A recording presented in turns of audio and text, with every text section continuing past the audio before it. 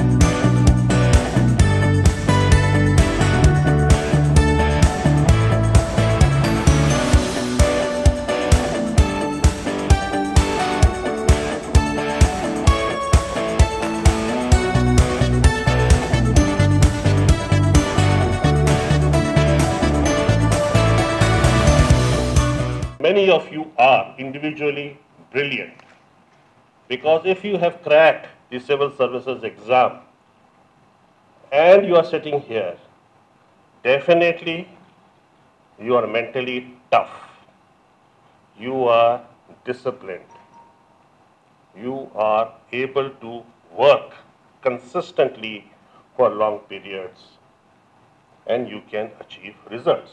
I expect full commitment from all of you. We are going to make you work hard, and we will expect you to work with us so that we can achieve the goals which we have set out for ourselves.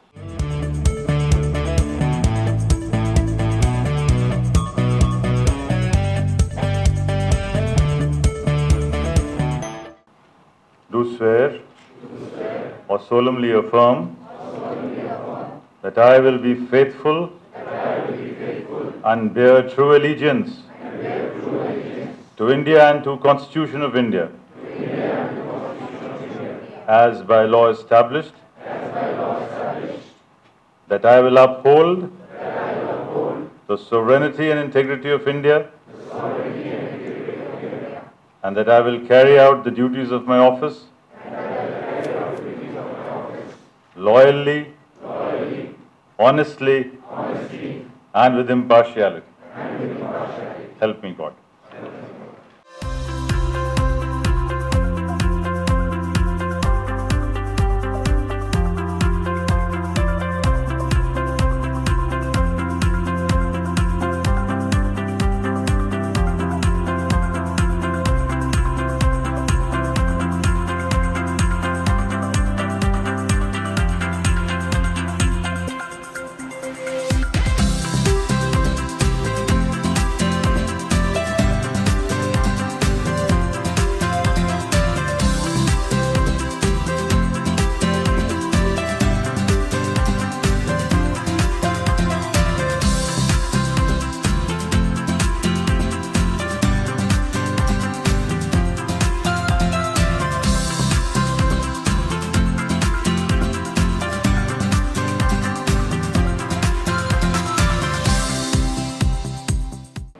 must have a passion for service, whatever service you are joining. Passion. And take that as a mission. And remember that is a mission, not for commission. And do not do any omission or give any remission. Have the passion. This advice applies to all, including politicians. People. Everybody must have that passion to serve the people in a better manner, to make them happy. As Mahatma Gandhi said, you must see smiles on the face of the people.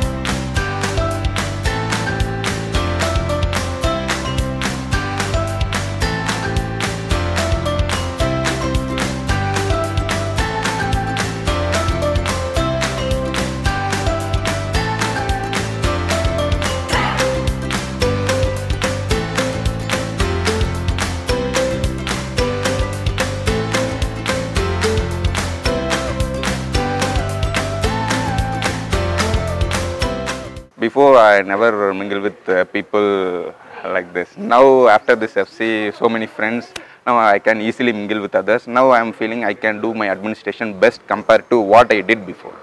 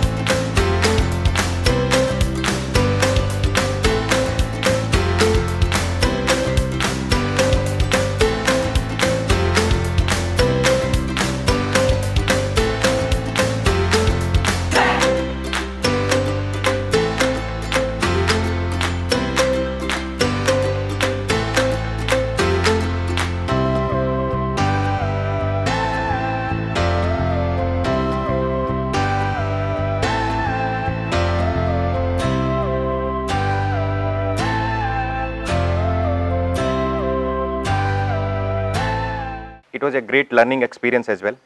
There were a lot of lectures which were very interesting, and this FC made me discover myself. So in that way, I'm really thankful to Academy.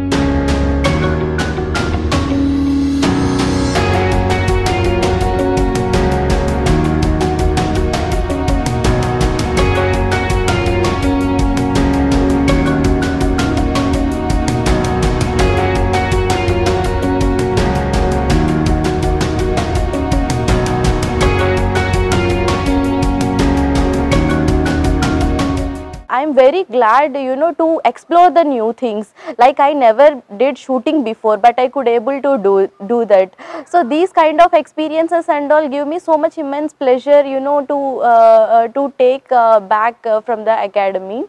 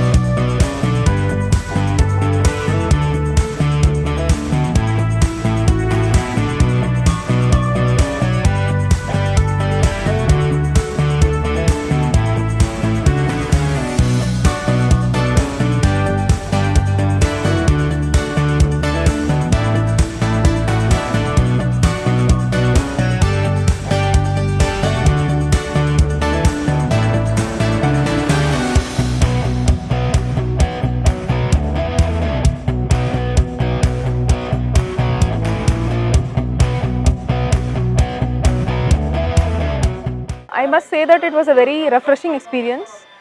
Back to classrooms, enjoying with friends, just like sitting together, eating together in mess with all the people.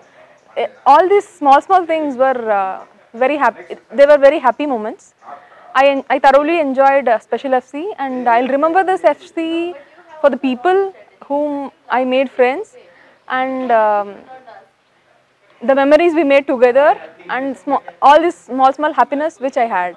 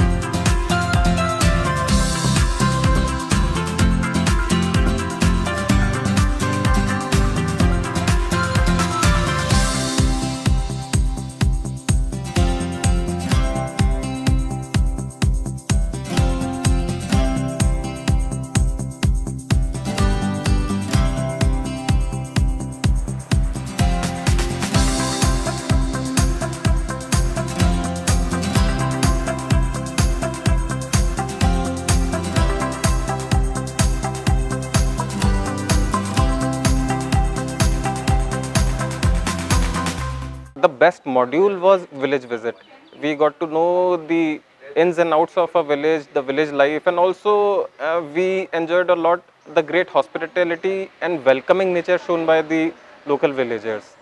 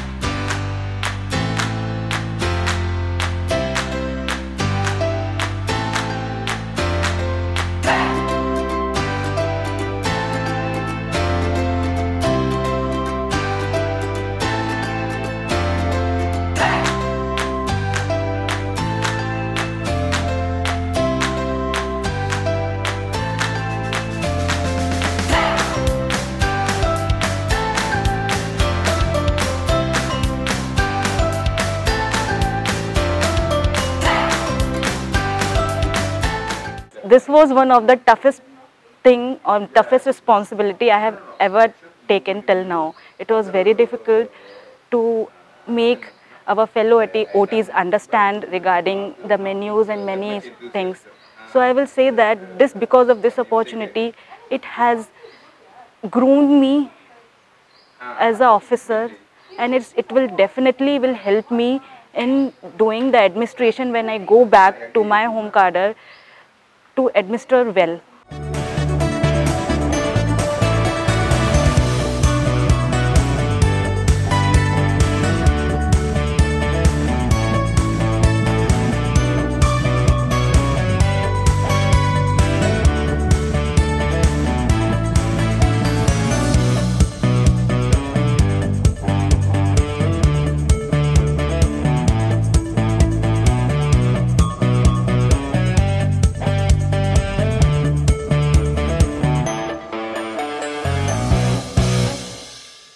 By the parental passion extended by our beloved Director General, the embodiment of human virtues and articulated administration, Shri Harpreet Singh. We feel pleasant in working for the reputation of this stupendous institute under Sir's parental care. Sir, with all earnestness and humility, I request you to please come onto the dais and occupy the much coveted chair as President. Thank you so much, sir. Ladies and gentlemen, praised as a role model for modern bureaucrats by the former IPS officer and Governor of AP and Telangana, Shri ESL Narasimhan, Shri APVN Sharma is an embodiment of humility, competency, kindness and integrity, and born to serve the people. With all veneration and humble pranams, sir, on behalf of all the OTs and Marichanna Reddy Institute, I extend my hearty welcome, and may I request you to please come onto the dais and occupy your chair. Thank you so much, sir. And another endearing personality with commendable work culture who endeavored relentlessly to prepare the blueprint of the entire foundation course, our beloved course director, Shri Benhar Mahesh Dutt Eka, Additional Director General of our institute. So may I request you to please come and join the dignitaries on the dais. Now I request Srimati Divya Parmar, Director Admin and the Additional Course Director of the Special Foundation course, whose untiring and committed efforts resulted in fruition today. Please welcome our guest of honor by presenting a sapling.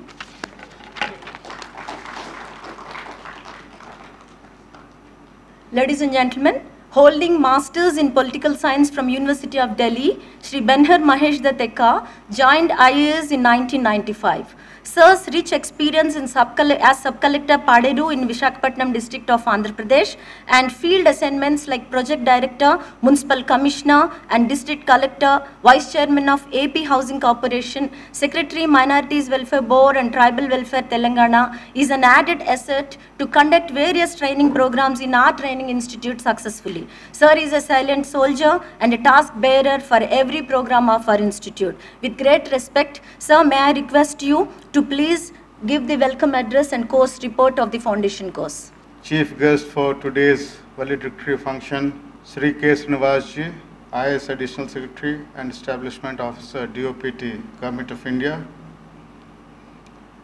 Respected guest of honor, Sri APVN Sarmaji, IAS retired and advisor to the Governor of Telangana. Our respected Director General of MCR HRD, Sri Harpreet Singh Ji, course team, officer trainees who have completed their training successfully, participants of the foundation course, and all our guests, a very good afternoon and warm welcome to all of you. We are delighted to have you here to participate and share in the valedictory function of Special Foundation course for All India Service and Central Civil Services officers, which was conducted from 18th of January to till date at this campus.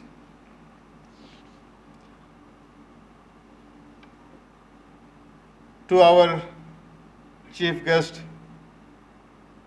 I would like to express that I am overjoyed indeed that with unprecedented support and cooperation through professional guidance, we are all here to witness today the vibrant valedictory of this special FC. We wish to thank you most profoundly for your support throughout the commissioning of this program. We are also privileged to have our guest of honor of the day, esteemed Sri APVN Sarmaji. Sir, I am sure that the trainees will be immensely enriched by your presence and sharing of rich and varied experience. Our guiding mentor and dynamic Director General is a constant support as well as a source of inspiration and motivation for us in taking this program further. Over the next few minutes, I would like to talk about what we have learned, the people we have to thank, and the people we have to remember. In a nutshell, I would like to give the training course report. The present foundation course is for the backlog civil service officers who were recruited earlier and serving but could not attend the foundation course in the past, and they belong to from 2012 to 2019 batch. There were 121 officer trainees from 9 services in this program, with 93 male officers and 28 lady officers from 28 states and union territories of India. The batch had 35 IPS officers, 32 IFS officers, and 54 Central Civil Service officers from 7 services who underwent this 15-week residential training program. I would brief the training imparted to these officer trainees for the benefit of our honored guests. Of the total of 121, as many as 89 OTs came from northern states and 32 from the southern states. Even we had representation from northeast like Manipur and Assam. The OTs have come from different and diverse educational backgrounds, which include engineers, doctors, dental surgeons, science postgraduates, and arts and commerce graduates. However, 34 of these are from engineering background. Foundation courses are multidisciplinary in nature, which bring together a multiculture that not only equip the participants with professional skills, but also prepare them to face the challenges of increasingly globalized world. The main objective of this course was to inculcate and impart esprit de corps, besides imparting inputs on a host of subjects like public administration, law, economics, Indian polity and constitution, Indian history and culture, management and development, etc. Together in this special FC, we had 202 academic sessions and 2 days of special group activity in which the OTs learned to understand the social, political, and economic milieu in which they would be required to function. We are all sure that the Institute's faculty and galaxy of distinguished speakers from across the globe who addressed them in person as well in virtual mode have proved useful in this regard. This time, I am happy to share that we could get eminent speakers like Aruna Roy, Medha Patkar, Bijewada Wilson, Sonam Wangchuk, and we are sure that their sharing of wisdom must have ignited your thought process. The academic focus this time was on getting all of you to write assignments on various contemporary topics and syndicate group presentations covering the academic syllabi. This pedagogy has brought out the innate talents and skills of all the trainees, with team spirit evolved during the training.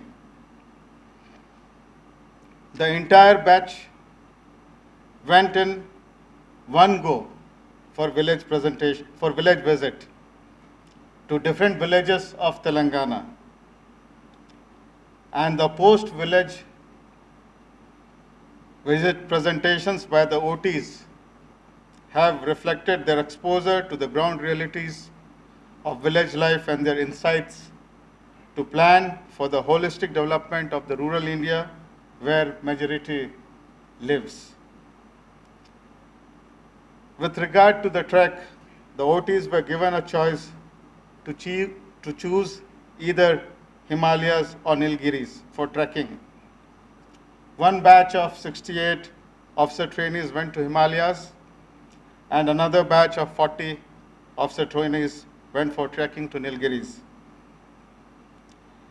There were presentations on the trek activity on their return by all the groups, which had vindicated our expectations that the trek would definitely provide them with an opportunity for being with nature and appreciate the beauty of flora and fauna and understand their role in maintenance of ecological balance and climate change. It also gave an opportunity for the OTs to have these bonds of bonhomie and intra-service camaraderie essential for the civil servants to function with harmony in rendering public service. For various indoor and outdoor activities, 6 officers, clubs and societies have been formed. These clubs and societies provided the officer trainees the chance to showcase their skills and talents. Essay writing competitions on human rights, national security, communal harmony were conducted. There were a plethora of co-curricular and extracurricular activities such as Fate Utsav 2021, Army Symposium, cricket matches, cultural events, athletic meet, visit to Command Control Center, mini marathon, short track, Maharashtra cuisine lunch and Rajasthani cuisine lunch organized by the OTs from respective states. We have seen in the clip also Women's Day celebrations, quiz programs, photo exhibition, Swachh Bharat Harita Haram program, and other events which were well organized and enjoyed by one and all. Finally, the OTs were assessed for their learning through assignments and examinations. The midterm evaluation was on the basis of assignments, and the final exams were conducted on 23rd and 24th April. So, congratulations on successful completion of your training. I believe that the course objectives are met, and through this training, we could instill right attitudes and values such as self-discipline, propriety and integrity, dignity of labor, commitment to the Constitution, and sensitivity to the rights of the citizens, particularly the disadvantaged groups. My dear young friends, we did what we were mandated to do and made you to learn to serve. Now it's your turn to serve the needy with sacrifice, empathy, values, and empowerment. We were conducting this training during a very turbulent time of COVID pandemic, and it gives immense pleasure, and it's heartening to note that we were able to do it. We were able to complete it in the campus itself by following both the medium online and offline. Finally, I thank each one of my team members, course team, under the leadership of our Director General, for the kind support, tolerance and encouragement that all of you selflessly gave each time, each moment through and through, keeping aside all your personal issues. Again, I welcome on behalf of our training institute all of you. Thank you, sir, the chief guest, the guest of honor, and the DG for gracing this event and illuminating the program with your elite presence. Dear officers, it's hard to say adieu, but it is inevitable. Only I can say at this moment that we wish all of you go back safely to your respective homes, states, and your cadre and your place of work. I wish all the officer trainees a bright and successful future. All the best. Thank you one and all. Jai Hind. Dear officer trainees, we all know that our Director General is a compassionate comrade and caring captain. But now let's know about his professional achievements also. in this context. Shri Harpreet Singh IAS is a mechanical engineer from IIT Mumbai and possesses a post-graduation diploma in business management from IIM Kolkata, joined IAS in 1991. Sir's distinguished public service has been fortified with experience in private sectors like Procter & Gamble and Tata Group, and swiftly sailed through the tasks.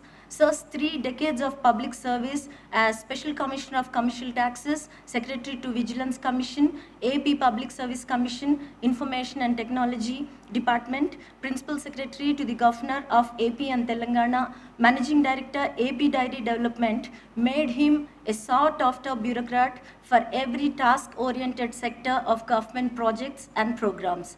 Our efforts bear fruits only because of the tenacity, perseverance, and persuasion of our beloved DG. Sir is the moving force and dynamic leadership behind every one of our success and every success of our program, including this foundation course also. Sir, with all veneration, I request you to please address the officer trainees at this foundation course.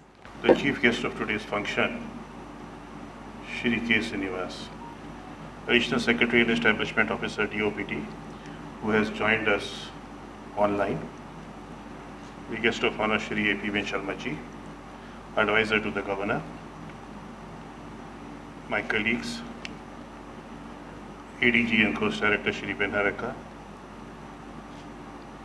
Shrimati Divya Parmar, Additional Coast Director, Shrimati Madhvi, Additional Coast Director, my colleagues of the dais, and the officer trainees here. A very warm welcome to all of you. It was our honor and privilege to conduct this special foundation course for all of you. It is a miracle that this course happened. It started under the shadow of COVID, and I remember we had the inaugural function here, but all of you were present and there was spacing. While we are concluding, the shadow is even more severe because the number of people who have come here are a paltry 15 to 20 only, and the scatter is also much more. More people are joining the program online. But somehow, under the shadow of COVID, how did this course materialize and got completed? I believe it's a miracle. We were able to complete all the major activities, the village visit, the trek, the athletic meet, the sports meet, the fete, different activities which are organized by your club. So in one way, all the requirements of the course were completed. And I hope all of you learned and also enjoyed this course. I think now with this course you have completed your probation and you are empowered to lead your unit, your department in the service of this great country. While the CD was reading the course report, I was wondering what advice I should give to you, all of you, which will stand in good stead for the rest of your career. And I thought about my career. And one thing that is there in the career is that there will be several challenges you will face. Many, many challenges in many, many positions of power which you occupy. And in these challenging situations, what is needed, sir, is sound advice. My senior colleague in the service, and Shri Anil Swarup, who also addressed you, he believes that all young officers need good mentors. Why? It is said that mentor is someone who sees more talent and ability within you. He has more faith in you than you see in yourself and helps to bring it out of you. So, and I do agree with him. I do agree with a lot of things what Mr. Anil Swarup says, and on this point definitely I agree with him. However, today I want to talk about one particular mentor, and that is your own self, your higher self. This is what Jane Austen had said. We have all a better guide in ourselves if we would attend to it than any other person can be. This higher self, I would call this mentor, for lack of any good words, I think it's a good word, and I think it is apt. I would call this mentor your guru. A guru does not mean a person. It means the spirit, the most subtle part of your being, the finest essence of yourself is your higher self. It is very important to distinguish your higher self from your ego. And this is why I like this quotation. It is from Shri Guru Granth Sahib by Sant Ravidas. Please pay attention to it. He says, "Jab hum hote, tab tu nahi. Ab tu hi, main nahi." So, only when your ego goes away, then that subtle being manifests. And when he is there, I am not there, and when I am there, he is not there. For the sake of repetition, जब तुम होते तब, जब हम होते तब तू नहीं, अब तू ही, मैं नहीं. So, concluding, I will tell you at this validity function, I would like to leave these thoughts with you, that in order to do well in life, in order to succeed in all the challenges which you face, you must search and get good mentors. I would also like to encourage you to work on your own higher self, to cultivate it, because he is the best mentor of all. With these parting words, I wish you all the best in your career and in your family life. Thank you for being with us during this foundation course. Indeed, it's really a miracle, sir. Barring few of the officer trainees, all the officer trainees are leaving the institute hale and healthy. And we are grateful for your advice to the officer trainees to be ready for the challenges that they may face in their careers. And your advice on being a mentor of yourself is really thought-provoking and introspective, isn't it? Like, that was really, a great take-home for all the officer trainees. Thank you so much for that message, sir. Now, we all know that foundation course is a distinctive endeavor marked with varied activities. Pratyeka, the house journal, brought out by the House Journal Society of the foundation course, is a befitting testimony of the activities and the commendable accomplishments of the officer trainees and their sojourn at the Marichana Reddy Institute. The literary effort would remain as the garland for the goddess Saraswati and learning. May I request the House Journal Society to please come onto the dais for the release of the House Journal Pratyeka. May I request all the dignitaries on the dais to please assume the center stage for the release of the House Journal.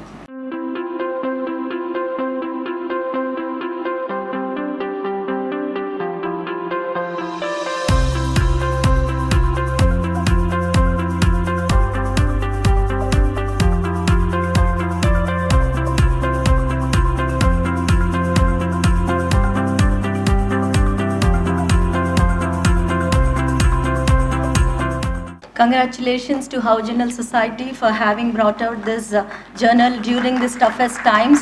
I still remember the day we have conducted the elections for the clubs. Ramesh was hardly struggling to get the members into his club, and now this is how you can memorize your participation in the elections. And this is the book which you carry for forever, and this will remain as a memoir in your lives, which will make you to remember the foundation course. Thank you so much, Howe Journal Society, for that. Now, ladies and gentlemen, a noble personality with exemplary intellectual prowess and humane disposition, we have today as the guest of honor, Shri Avva Padmanabha Venkata Narayana Sharma, APVN Sharma. Hailing from Krishna district of Andhra Pradesh, a brilliant engineer from Regional Engineering College, Warangal, and ascended to IAS of 1974 batch. Popularly known as Shipping Sharma, when he served the shipping industry of Government of India, Sir had added luster to the glory of many coveted positions like District Collector in Nalgonda, Guntur, Warangal, Executive Officer, Tirumala Tirupati Devasthanam, Special Chief Secretary, Department of Social Welfare, Government of Andhra Pradesh, Chairman and Managing Director, Singareni Collieries Company Limited, Joint Secretary, Ministry of Coal, Government of India. Coinciding with this public frame, Sharma ji authored a book titled Naruni Sevalo Narayanudu. Sir's son, Mr. A. Ravikant, an IITian from Madras and IIM from Ahmedabad, is a winner and a recipient of World Quizzing Championship 2020 medal, a prestigious international annual competition. Shri Sharma believes in Nishkama Karma and Manava Seva. Sir, it's really an honored privilege to have you here amongst us today at this valedictory session. With all respect and obedience, may I request you to please guide the young officer trainees with your advice. It's always a pleasure to come to the training institution. That too, the MCR HRD Institute has shaped up excellently with a very green campus and has made its mark in the training arena thanks to the leadership of several DGs in the past and currently. Chief guest of today's function, Sri Srinivas Garu, Director General Sri Harpreet Singh, Ben-Hur, Divya, Madhavi, eminent members of the faculty and officer trainees. As Harpreet began, I also feel that the challenges that await you once you join your regular postings cannot be foreseen by all the faculty and all the trainers here. Nevertheless, I thought I'll touch upon a few challenges that you may face in the 21st century. They are quite different from what I faced as a trainee or what even Ben-Hur would have faced as a trainee a few years ago. Things have changed so much and are changing by the minute. Broadly, I wanted to put these challenges into three categories. One is the external ones. The second part would be the work environment. The third is the personal challenges. Externally, even though our annual assessment report is written by a particular boss or a 360 degrees review by others, the public at large, the citizens of India, are the ones for whom we work. We have to keep this in mind. And how do they interact with us? Individually, people come when they have a problem, etc.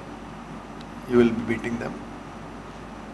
Basic courtesy of listening and doing what is possible within the framework of law, within your powers, to alleviate or to address the problem will go a long way in giving them satisfaction and also conveying them the image of the government. Because when you go as a SDPO or as an income tax assistant commissioner or whatever it is, or a forest officer, you are looked up to by the general public, by those affected by the actions of the department, and by the media and others. In earlier days, news used to take a long time. When we joined service, I still remember booking a trunk call and waiting for the call to materialize. Now information flows in seconds, and we see on the TV every day, this officer has done something great, it has gone viral, or this officer has been callous. And today somebody, in one of the media I saw that when somebody came with a problem, there is no oxygen, I am not able to access. Somebody has responded saying that if you can't access and if you can't survive, die.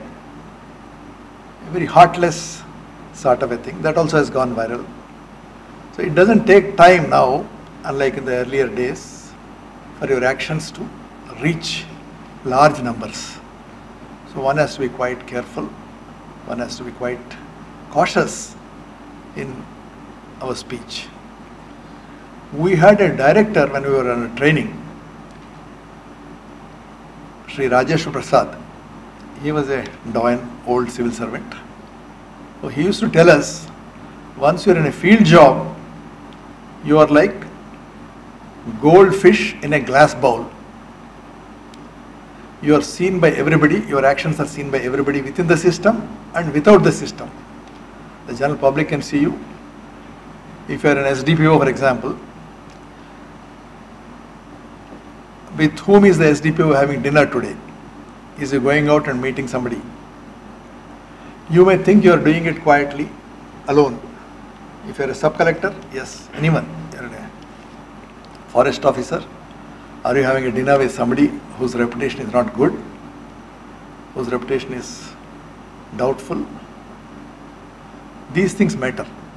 So the expectation of the general public is a young officer who takes over charge, has public welfare at heart, and is upright, upholds the rule of law, and generally has the people's interest in his heart. This has to be redeemed. Otherwise, there will be no faith in the government itself. Even a few individual officers who go off track can bring a bad name to the government. It's important to bear this in mind. You also have in the external environment a number of NGOs. Some are very highly reputed, very good work is being done. Some are not so respected. Some are downright shady. You know, a range of NGOs and civil society leaders, but you have to deal with them. The media, of course, is very, very active. I do not know the entire picture in the country as a whole, but I know in the Telugu states, many of the correspondents are not paid a regular salary. Only the staff correspondent at the headquarters of the district is paid a salary, is an employee.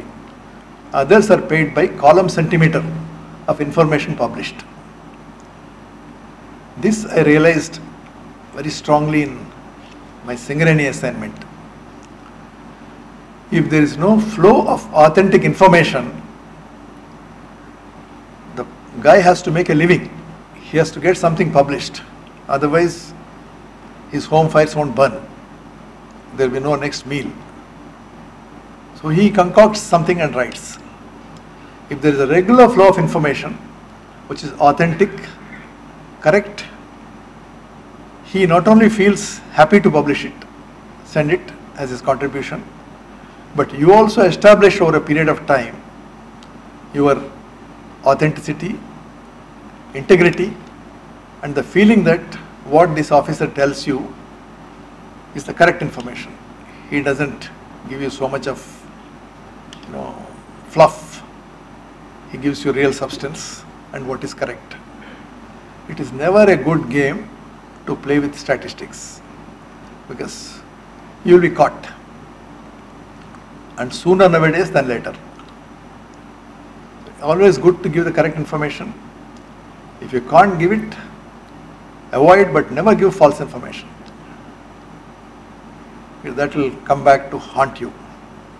Whatever you do, if you want to do something substantial, I was hearing on the media that government is trying to take over lands illegally occupied in the tanks, various water bodies in Warangal, Hyderabad, etc.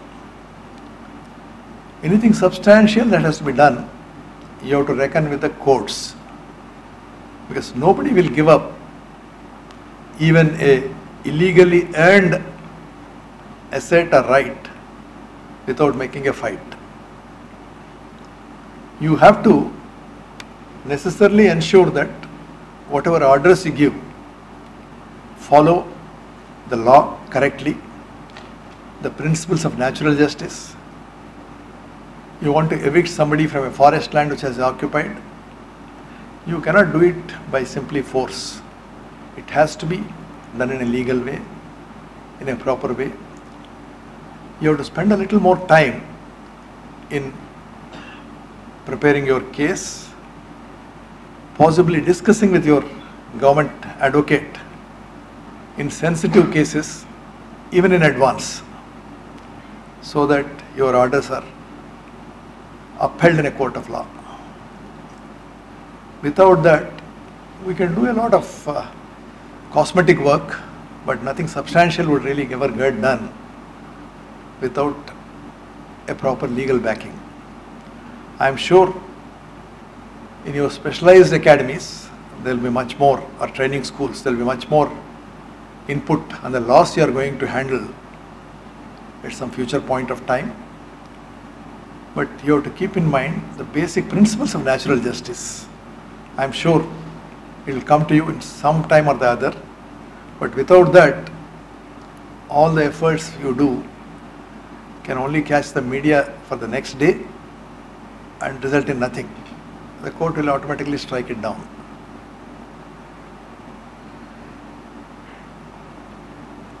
We have to lead a team. In your very first job, you will have a team.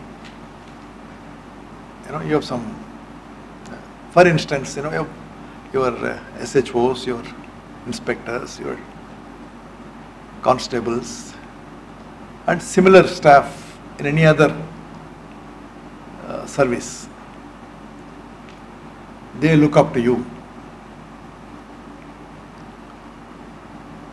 Believe me, if you are upright, straightforward, and if you are able to give a message that even if you commit something wrong, unknowingly or ignorantly, I am here to support you. But if you do something wrong deliberately, I am not here to help you. It will go a long way in ensuring that most of your staff fall in line. It's important to win their loyalty. If I have done the right thing, even then if I don't receive protection, then the loyalty won't be there. The incentive to do hard work will not be there. Worse still is, under some pressure, we tell a subordinate to do something and later on don't own it up when it comes to the reckoning. When there is a problem, if we simply deny any information of our having told it, that will not cut ice at all. That will mark you as a bad officer all through your career. One more thing, in any service, first 4 or 5 years, you are a new person to your team. After that, wherever you go, your reputation precedes you. they adjust their things accordingly. If he is a reliable, hard-working person, they would say, okay, now we can do some good work. If he is not reliable, they would say, let's be cautious, let's be careful. You will face sometimes similar issues from your superiors. Somebody may give you instructions orally. There are plenty of guidelines from Government of India as to how to handle these things. One simple way is to write back saying that these are the instructions that have been given by you today, either through a wireless message or through a letter, whatever it is. Kindly confirm them. In the meantime, I am taking steps to go ahead with the activity. That will not only avoid being disobedient, but also protect your back. If you feel something is illegal and something is told to you orally, then by all means demand an order in writing. These are not as uncommon as you may think at this stage. There will be a few cases.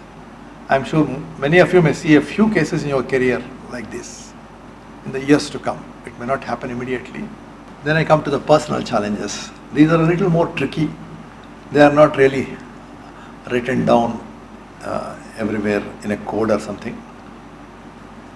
As civil servants, whether it's in the police or forest or whether it's a central service, after the 7th pay commission, the salaries are fairly decent. Still, if you have done a engineering course from one of the IITs or IIMs, and as Dr. Madhavi was mentioning, if Harpreet had served in Procter & Gamble and Tata Group, I am sure he would have earned much more had he continued in the private sector.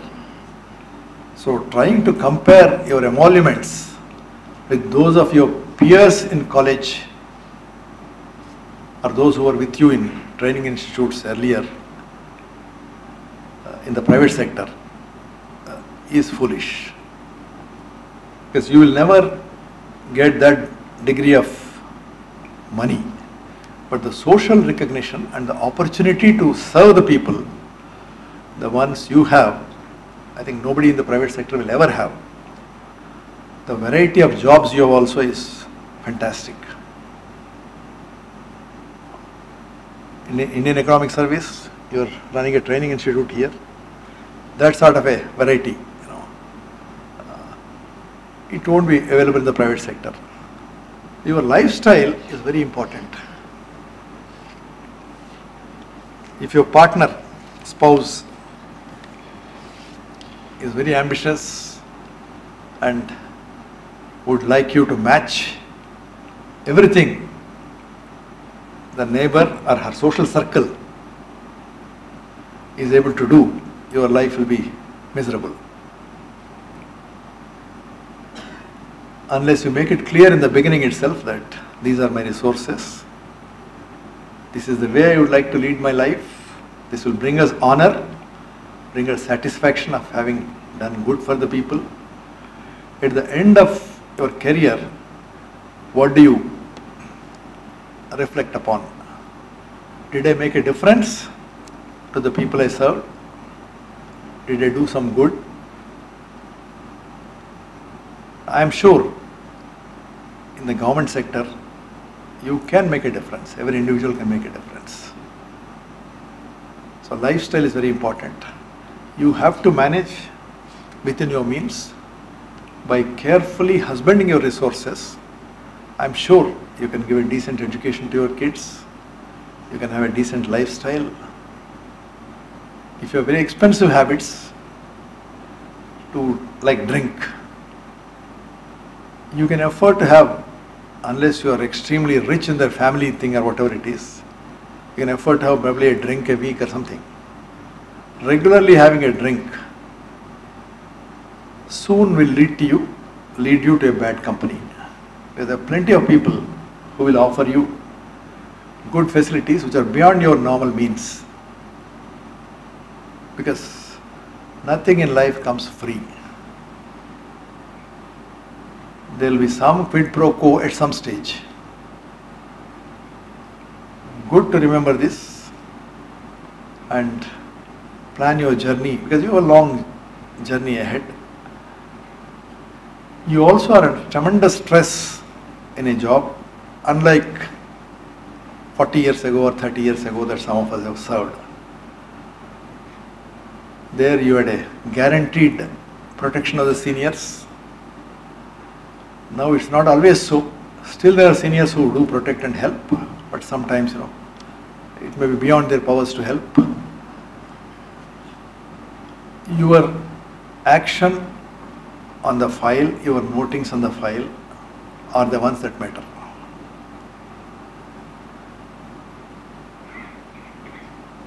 If your lifestyle is proper, your habits are clean and reasonably good, you can enjoy your life. It's not as if I am suggesting a very austere and Spartan sort of a life, but within your means. An annual holiday to Europe on your own is probably outside our means. There will be others in the private sector, or even in some of the public sector units, who probably can do it. But it may be difficult for us. Maybe once in 5 years, once in 10 years, may be possible. I really don't know if you save your resources properly. It's very important to overcome stress by, as the Director General has mentioned, by some sort of an inner dwelling, by meditation, by yoga. These are great tools in the 21st century to keep your balance. And physically staying fit, physical exercises, these are all absolutely must. Because if you don't have these things, it will tell upon your work. That's why many of the academies, many of the training institutes insist on good physical exercise, so that it forms a habit and you can sustain it over a period of time, long periods.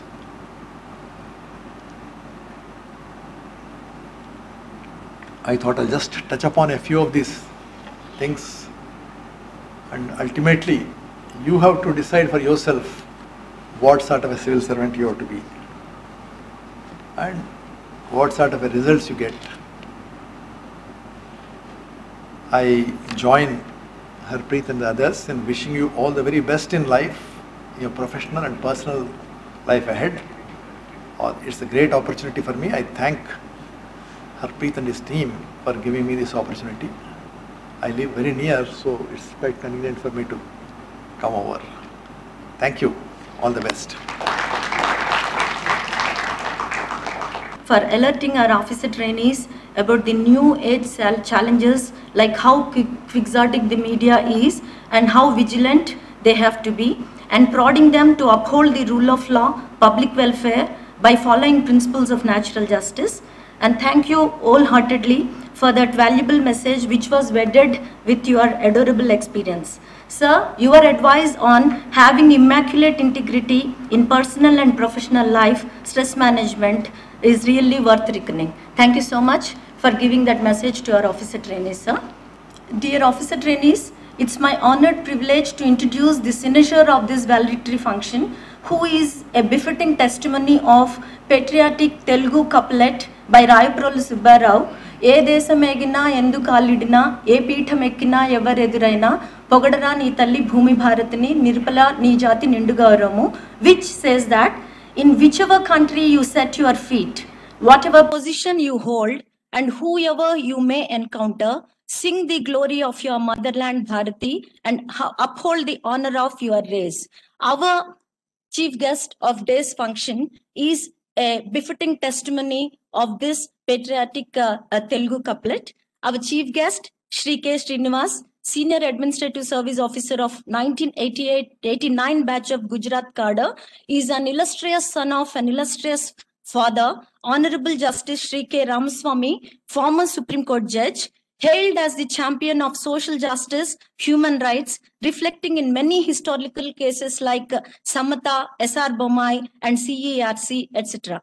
Sri K. Srinivas, an avid seeker of knowledge, mastering multiple disciplines like law, environmental economics, international development, public policy, economics, social development, glorifying his parental institutions like Kakatiya University, University of Hyderabad, University of Virginia, Duke University, and Cambridge Judge Business School with academic brilliance. Sir is hailed as one of the chief architects of modern and vibrant Gujarat. Sir's judicious application of theoretical insights into practical domain for public cause earned him enormous recognition. As Additional Secretary to Chief Minister Gujarat, Sir created Change and Innovation Management Unit called Parivartan Cell, rolling out INT sector in the state, implementation of sub-national public-private partnership in infrastructure. As Managing Director, Sir successfully operated mega projects like GIFT, Gujarat International Finance Technological City. Sir pioneered in city-level infrastructure and planning and rebuilding 14 cities in 3 years ravaged due to Bhuj earthquake in 2001. To reflect the pride of Gujarat state, accomplishment of a technical and social project that is 182 meters, the Statue of Unity of Sardar Vallabhbhai Patel carved a niche in the history of Indian national monuments and credited the career of Member Secretary K. Srinivas with deep recognition as perseverant bureaucrat. A trained lawyer himself with abiding interest in laws and legislation, Sir has piloted a score of path-breaking legislations at the state and the federal levels. Sir has, to his credit, the significant overhaul of the Land Revenue Code of Gujarat done after 110 years, the Land Acquisition Act Amendment, the Gujarat Lokayukta Act, and many others. At the federal level, he assisted the overhaul to the Prevention of Corruption Act and is curating several legislations under consideration of the Indian Parliament. Sir has also authored a book, History of Land Revenue Administration in Gujarat, and several published papers. Sir is deeply involved in Indian classical music and fine arts and is a Shishya of late Pandit Gajendra Bakshji, a doyen of Amir Khan Gaiki. Sir has an abiding interest in architecture, photography, ethnography, comparative religions, and understanding global cultures through travel. Sir has served as Secretary of the Kirti Mandir, Porbandar, the birthplace of Mahatma Gandhi, and is an ardent follower of Gandhinian philosophy. Hailing from West Godavari of Andhra Pradesh, Shri K. Srinivas grew himself into a national personality with international perspective. Sir, we are very fortunate to have your experience shared and inspired our present young generation of administrators here. Presently, Sir is serving as the Establishment Officer and Secretary to the Appointments Committee of the Union Cabinet, Government of India. And Sir is currently implementing the Mission Karma Yogi, Government of India's flagship civil service capacity building program. Sir, on behalf of all, I welcome you to this valedictory session and I request you to guide our young officer trainees with your valuable message. Over to you, sir. Respected DG of MCR HRD Institute, respected APVN Sarmagaru, respected course director Shri Ekkaji, all my dear trainees at the Special Foundation course, respected members of the faculty and friends from the MCR Institute. It has always been a privilege for me and a pleasure to be a part of the MCR activities. And frankly, at the DOPT, we have learned a lot by partnering with the MCR Institute in various experiments in new methods and approaches to capacity building. A recent occasion that immediately comes to my mind is the unique supersaturation approach that we had adopted and launched, whereby the entire staff of, I think, nearly 6,500 functionaries of the Tribal Development Department of Telangana government were taken up for simultaneous training. This is a first in the annals of civil service history of India. I therefore congratulate MCR Institute and the government of Telangana for this singular achievement. Today we are amongst 121 officer trainees belonging to various premier services of our country. And all of them, fortunately, have come here with varying degrees of field experience. So the exposure at MCR Institute would have given them an opportunity to examine their individual experiences, evaluate them within the larger peer group, and this unique opportunity, I'm sure, would have helped them to really firm up their own understanding of what their role is going forward. Recently, I had an opportunity of interacting with the officer trainees of the IAS professional course at the LBS Academy. And in that interaction, some issues had come up, which I believe will be common to those that you will also be facing. So I thought I would share those with you. And while I speak, I will reflect on that. We have heard Sri Sharma Garu, Harpreet Singh Ji, Sri Ekka, everybody recounts their own experience, their long and great contributions that they've made to the civil service and to the governments. And their words of wisdom flowing from their experience is really something that all of you and all of us have to learn from. And even I, reflecting back with the benefit of hindsight of having served this great country for about 30 odd years, and the ecosystem that I and members of my peer groups faced during these years, and currently in the rapidly changing milieu, I want to pose a few questions before you, which many of them have been answered by Sharma Garu and Harpreet Singh Ji, but nonetheless, in my own way, I'd like to address them. So there are three questions I would like to pose before you, and which in the course of these few minutes, I'll try and answer in the manner that I can best do. If I may request that the next slide about the questions can be put up here. Next one, please. Next. Yes. These are the questions which I thought that as a young entrant, enthusiastic to serve our country, will naturally have. One, what is the shape of government in the days of ahead? What do we anticipate? What are we seeing? How are things going to pan out? Second, what will be my prospects in the new government? In other words, what are the opportunities that I'll have as a civil servant? The third, in this context, what will be the nature of my accountability, and how can I best respond to three broad issues? First, the traditional accountability. That was, what is your accountability towards your superiors, towards your clientele, the citizens, towards the public representatives, towards the audit function, and finally, what do you owe to yourself to build your own reputation? What is your reputational quotient? Second, how can I respond to the challenges that social media and its impact has? In the past 2-3 days, we have had two instances of two colleagues from different parts of the country get flashed on the media. First was a gentleman from West Tripura district who was enforcing a COVID-related order late in the evening, almost 10:30 in the night. The second is the case of a collector of Nandurbar who had the foresight to anticipate how his district might need certain necessary and critical medical equipment. And he has emerged as another model. So you find, as Sharma Garu just spoke to us, that the assessment and the evaluation and the reaction is almost instantaneous.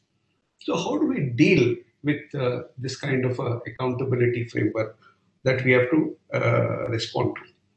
Second and third is the impact of technologies of information and also misinformation, deep fake, because that is again a major issue that's coming up. How are they going to impact the assessment of our work, of assessment of our reputation, and how do we deal with it? How do we deal with this entire new technological framework where we have to remember that in the digital world, in the knowledge world, whatever we say or do, the footprint, the digital footprint is permanent. Unlike in the past, a lost file or a lost maybe a note or a lost memo perhaps was an answer to some cure. But now no longer. You will find people are able to pull out information from 5 years back, 10 years back, use it, misuse it, and so on and so forth. So these are some of the challenges I want to stress upon. Honorable Sharma Garu has spoken about other things, but I thought I'll focus on these things. To answer the first question, it is really a function of looking and peeking into the future to see how are things going to pan out. Some of my work in the Government of India in the past few years has centered around the issue of building state capacity. Frankly, beginning with the historic visit of the Prime Minister to the Lal Bahadur Shastri Academy on 27th October 2017, we have been studying, evaluating, building an appropriate policy framework that will make India's civil service competent and future ready. The series of actions that centered around the national monument of Sardar Patel, that is the Statue of Unity, in the form of armed workshops.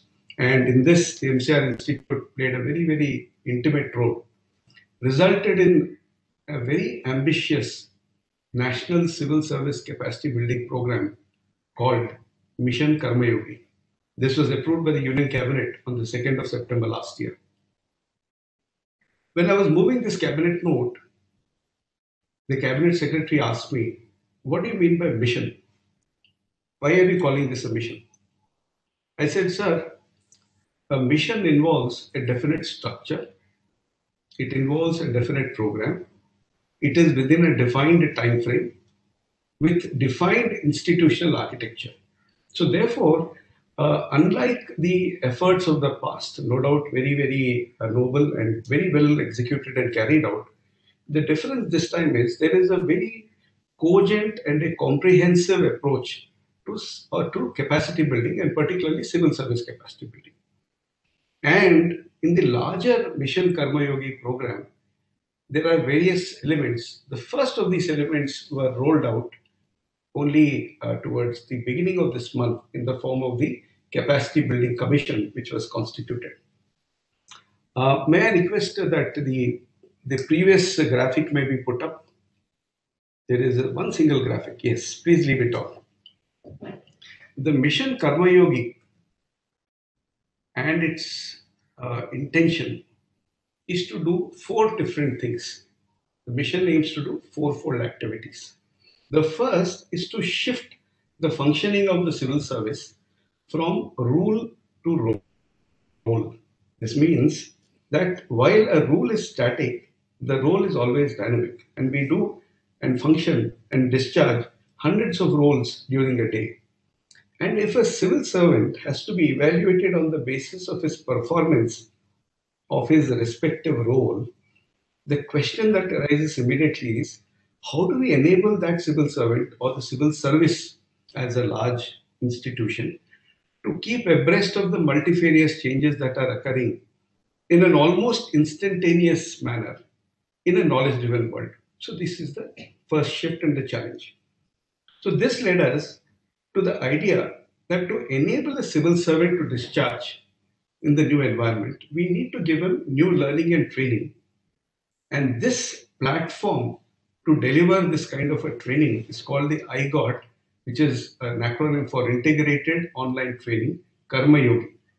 Now this, when it becomes fully functional, and hardly about 10-12 months or so, at the moment we are designing it to a scale of 5 lakh simultaneous users, is designed to deliver training to an individual civil servant in and anywhere, anytime, any device format, which means if I am currently doing a job sitting at my desk and a particular issue comes up and a file comes up and I have to deal with a set of issues in that file, I should be able to access information pertaining to that challenge or that particular task and then deliver on that task far better than I would.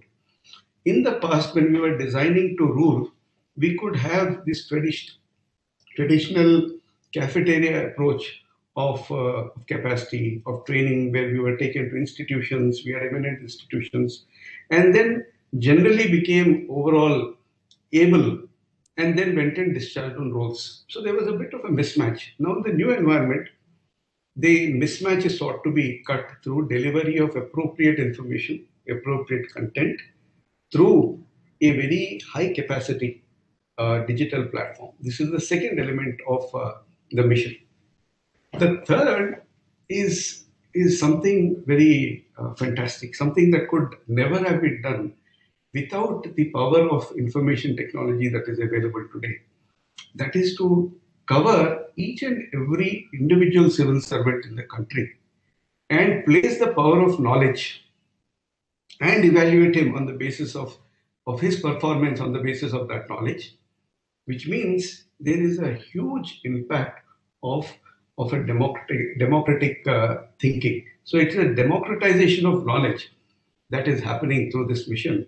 And this, I believe, is going to lead towards more and more flatter structures of governance.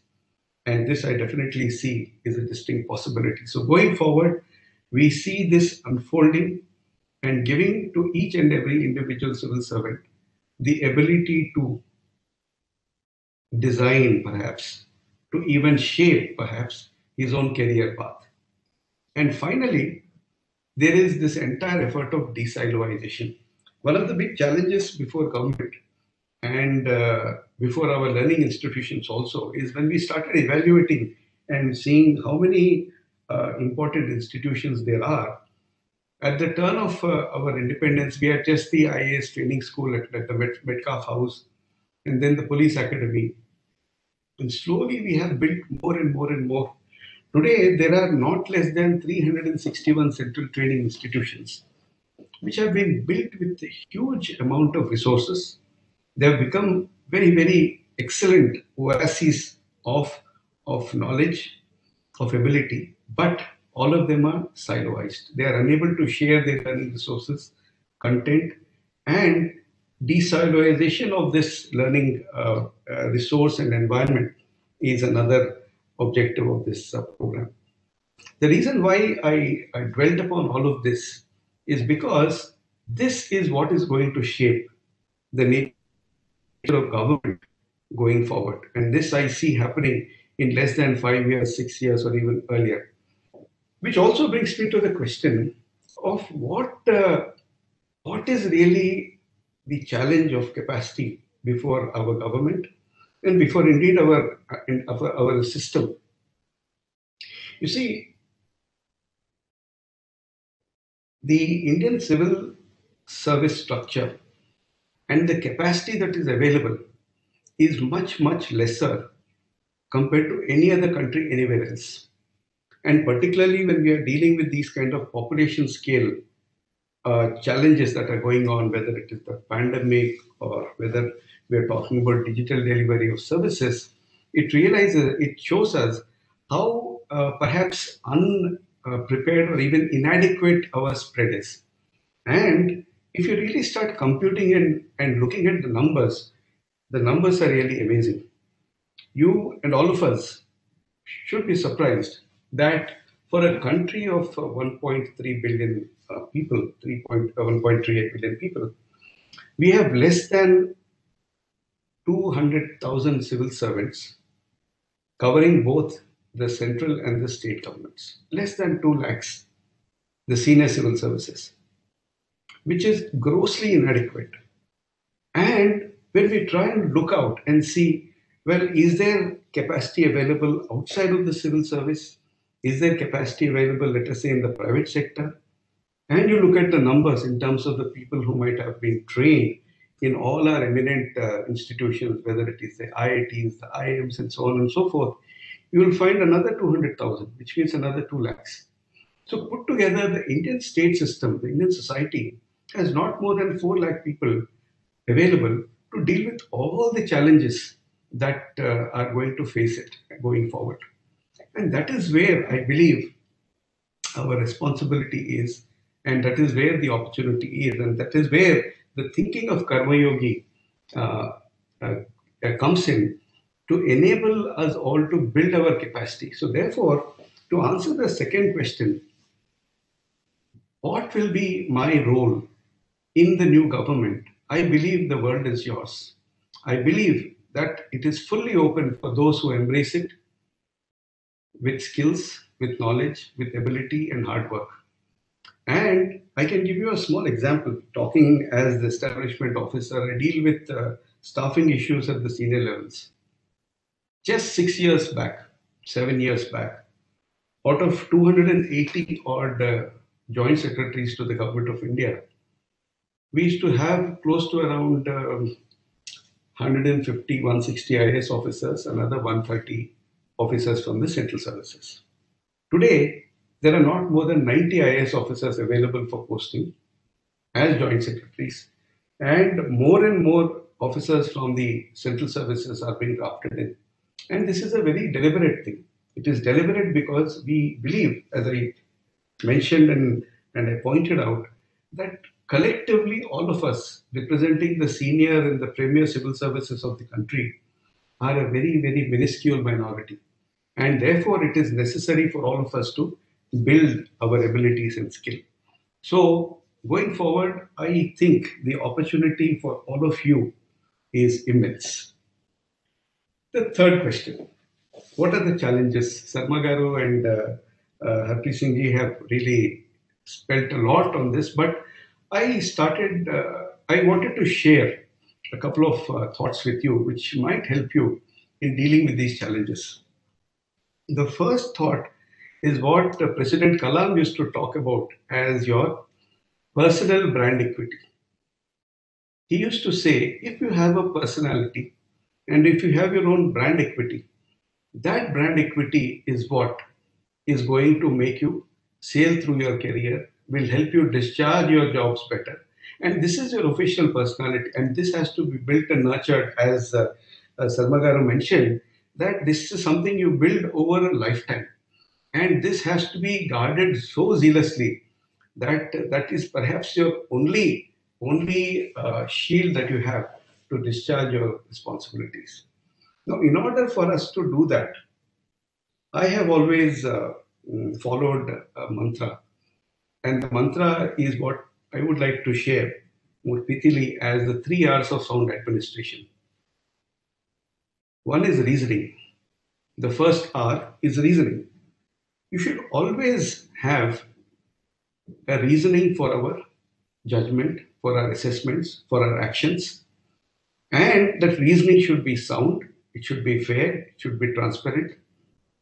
And on that basis, it is our obligation to go to the next R, which is record.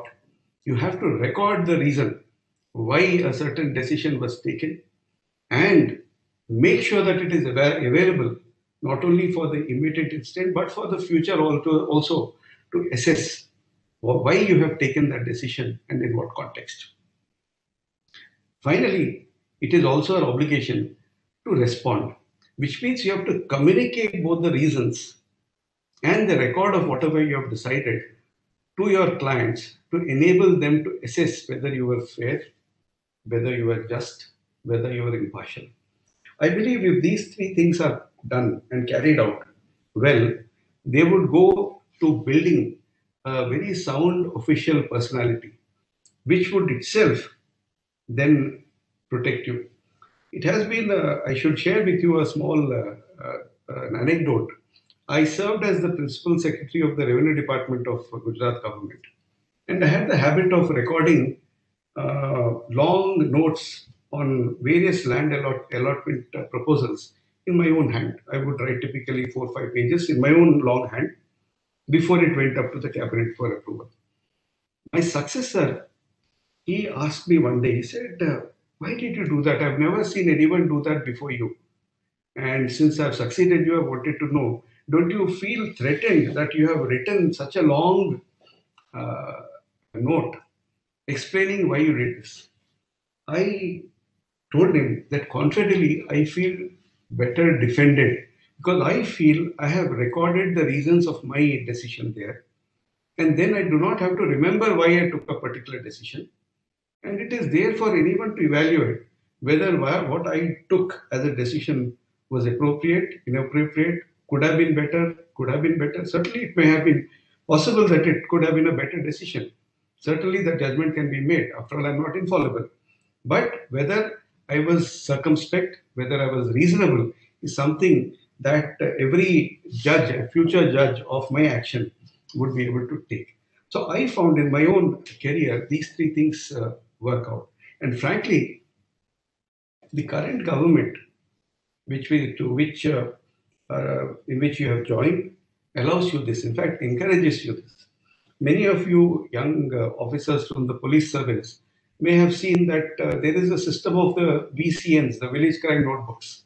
Some of you during your village inspection may have come across these old British period diaries, which we still maintain, where there is a long record of action that was taken. And I think if by maintaining our official diaries, by maintaining our official records, by maintaining our official notes, our official tour diaries, and our official reports, this will enable you to defend not only your current work, but also address the problems that even social media might be generating for you.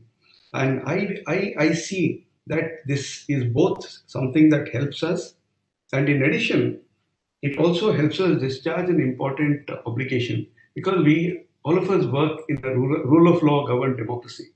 And if we do not record the basis of our decisions, we will be guilty of undermining it, because it is our obligation to inform our citizens why a certain decision was taken. And if we do not inform, if we do not allow that record to be there, then I'm afraid our administration can quickly degenerate into an administration of very, very petty tyrannies, because after all, the tyranny is felt at the individual level. And that is where the pain is also felt. And this is what Sardar Patel called the ring of service when he spoke to the initial batches of the civil service. Often people misattribute the phrase of the steel frame to Sardar Patel, saying that Sardar called the IAS or whatever as the steel frame. No, it was not. It was Lloyd George who spoke about the steel frame for the ICS. But Sardar Patel called it the ring of service. He said this ring of service will knit India into that unified, integrated entity that is serving its citizens in the true spirit of the rule of laws. And I think this is where all of us need to be very aware of, cognizant of, and we need to be focused on building these records. Friends, I wanted to share these few thoughts with you because I felt when you go back into the field, when you go and start serving the people, assume your responsibilities, you will be dealing with some of these challenges. And the mission Karma Yogi, the graphic that is there before you, the future of the Indian civil servant and the attributes of the Indian civil servant that are sought to be created is there in that particular graphic. And this is something I think all of us need to work towards. And it is sixfold. It's already there, but I will just quickly read it out.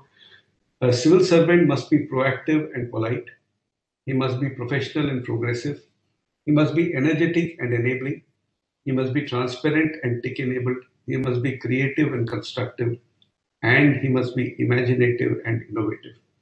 This, my dear colleagues, is our responsibility, because we, and particularly you, and here I quote the Honorable Prime Minister, when he was addressing the foundation course at Kevadia last year, 31st October, he said something very interesting. He said, you are a very lucky generation, this particular batch that has come in, because you are the ones who are coming in and you're going to see India step into its 75th year of independence.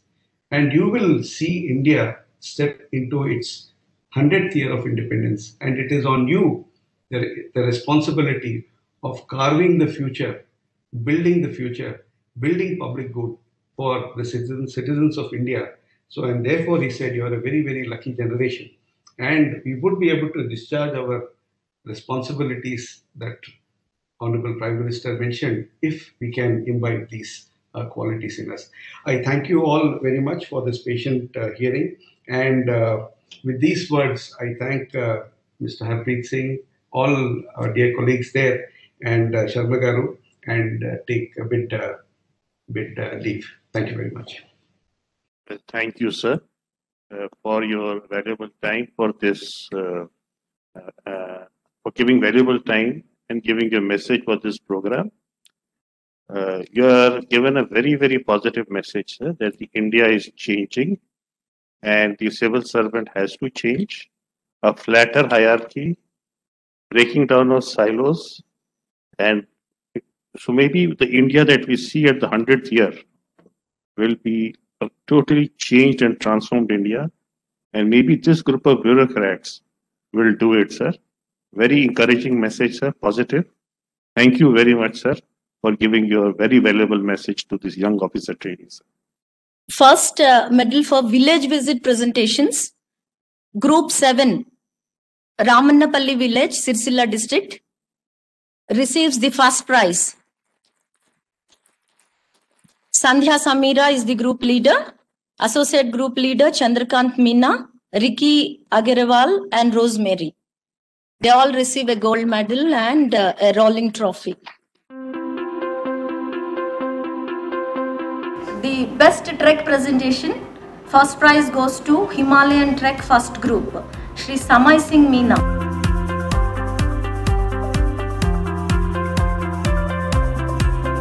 The Director General's medal for the highest marks in law goes to Shri Shubham Singh.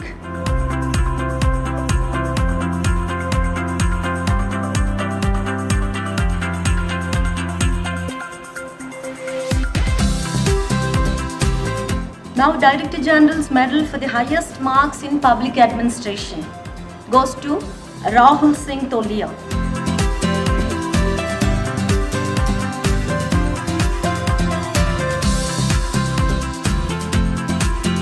Now, the Director General's medal for the highest marks in Indian history and culture, Shalendra Bamania.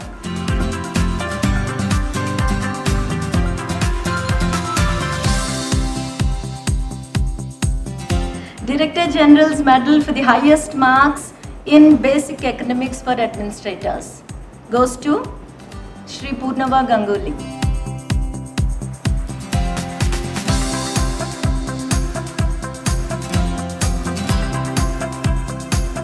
Director General's medal for the highest marks in management and behavioral sciences, Shri Arpit R. Parak.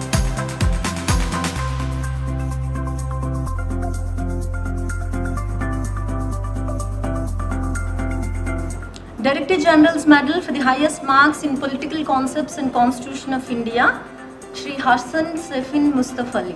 Mr. Om Prakash receiving the medal for Mr. Hassan.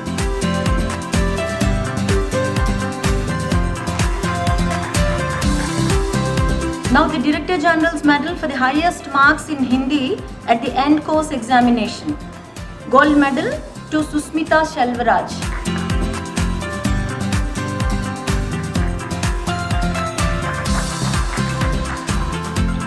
Now the Director General's medal for the highest marks in Information and Communication Technology, that is ICT, Miss Pooja Gupta. Would anyone like to collect for her? Rashmi ji, please.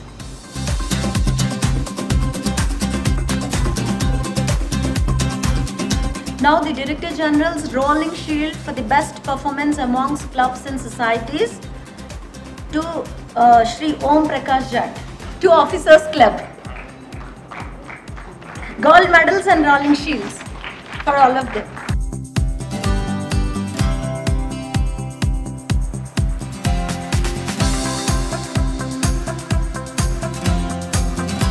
And now the awards for Esprit de Corps. The bronze medal goes to Shri Surat Singh and the silver medal goes to Shri Om Prakash Jat for Esprit de Corps.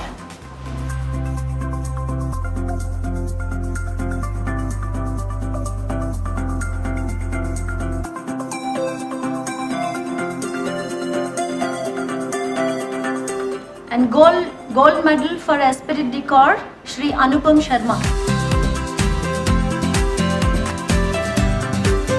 Now Director General's Medal for Best Performance in Sports, Dr. Yo Peter Raipia.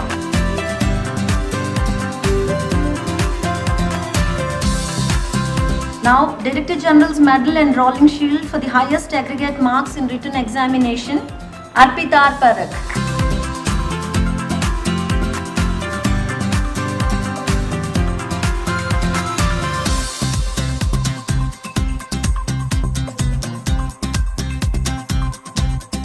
Now the Director General's Medal and Rolling Shield for the best all-round performance, Ms. Uma Maheshwari.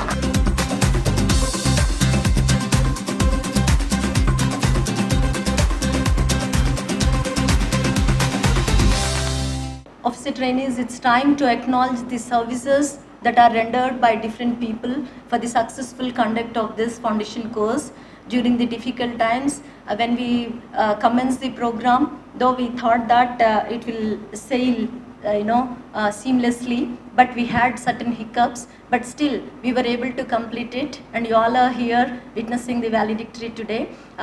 It's time for giving the formal vote of thanks for the people who have contributed immensely for the successful completion of this program. I extend my gratitude to the Director General, who has been the impetus for all the tasks that we take up in the institute, and not only for the foundation course, sir, but for your guidance, we would not have been able to complete this program successfully, and you have always been there as a father figure and as a guiding factor for all of us. Thank you so much for being there for the successful completion of this program, sir. We are really grateful to you.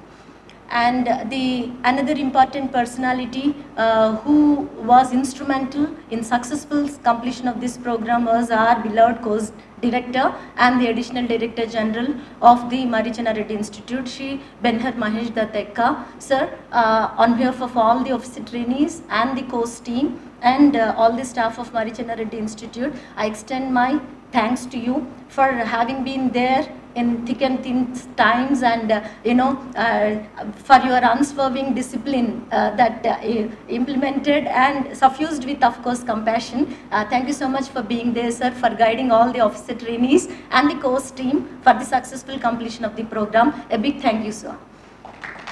And of course, to Dr. K. Tirupataya, sir, he is the Chief Consultant Training here at the Institute, but you know him more as the trainer, who had conducted the module on intelligent quotient and the other issues. Sir was instrumental even in conducting the village visits and other programs also. Sir, thank you so much for being there and having owned the program so much, and we have seen many glimpses of your presence in the video also, how wedded you were with this program. Thank you so much for being there, sir, for taking many sessions and coordinating the village visit, and of course the major event of the foundation course, Trek. So thanks for being there, sir. But for your efforts, we would not have been able to complete this trek so successfully, Nilgiri and Himalayan trek, during these difficult times. Thank you so much for being there, sir. And a big thank you to, sir, come, sir. I have a big list to thank. If with your permission, I'll just complete it, sir. And a big thank you to the chief guest and the guest of honor. Chief guest and guest of honor who have guided us with their the messages, and which we carry throughout our future, especially the guest of honor, Sri Sharma Garu, sir. Thank you so much for being here and enduring all the time this long function, and blessing our officer trainees and wishing us all the good luck, sir. Thank you so much for being here, sir. And Sri K. Srinivas Garu, who have logged in and who had given a valuable message to us. And thank you so much, Divya Parmar, the additional director, the additional course director of this program, and whose untiring efforts and who was always available for every program, for every minute, and but for her time, even when her daughter attacked with COVID also, she was monitoring everything on phone and all. Thank you so much, Divya ji, for being there and taking care of every issue of foundation course. And how can we forget Professor Abbas Ali?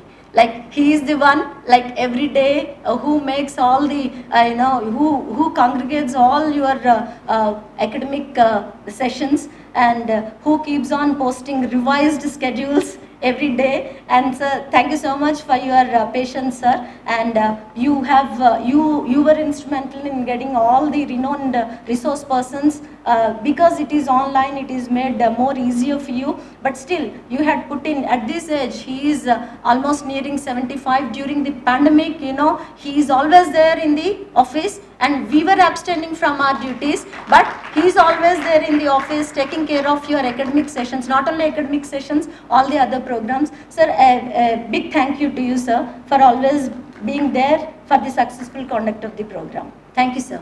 And all the resource persons, all the staff member, all the resource persons of Marichinna Reddy Institute, and the external resource persons who have delivered their valuable lectures and who have given a lot of information to all of you. I thank all the resource persons and the mentors, the 10 mentors, all the officers who have come from outside to mentor you, and all the counselors from the institute, and the DG's nominees, and the director of facilities who had, who made sure that your stay. Mr. Prakash Ragaru is here. A big round of applause to him, that during this time he made it, he made all the congenial atmosphere, and hygiene is maintained, and food is provided to you, and all the facilities issues were taken care by him and his team. Sir, a big round of applause to you and your team.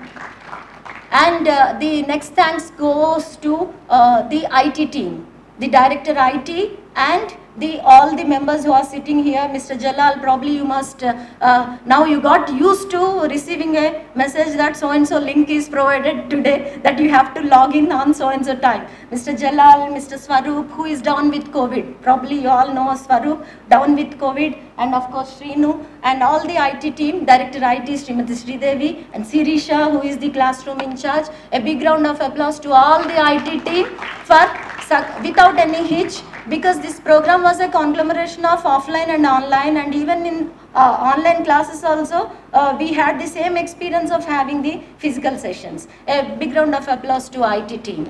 And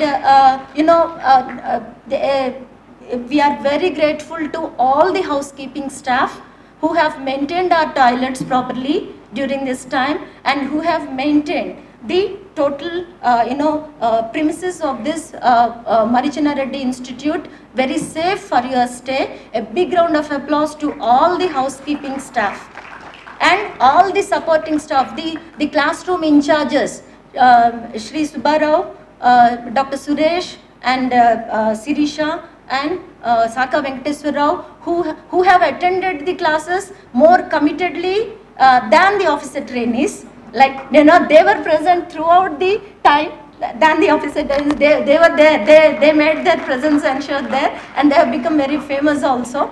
Congratulations to all of you, and big thank you to you. And the assistants, and not to forget the nodal officer DO, Srimati Soumya Rani and Srimati Jhansi Rani.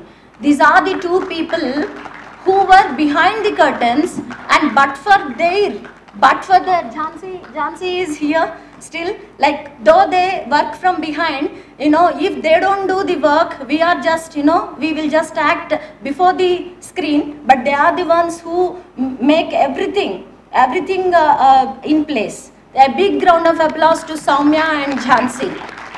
and they have toiled day in and day out, even for the valedictory function also, right? And the person who has joined the DO recently, Professor Ramchandra sir, for joining the nodal office and making sure that all these formalities are discharged properly. A big thank you to you, sir. And Madhuri, can I add one more? yes, sir. Yes, sir. I would like to thank Dr. Madhuri. Thank you, sir. She has recognized the efforts of everyone. Dr. Madhuri is the Additional Course Director now. She looked after all the non-curricular, non-academic activities, all your counselor group sessions. She was responsible for coordinating. Great.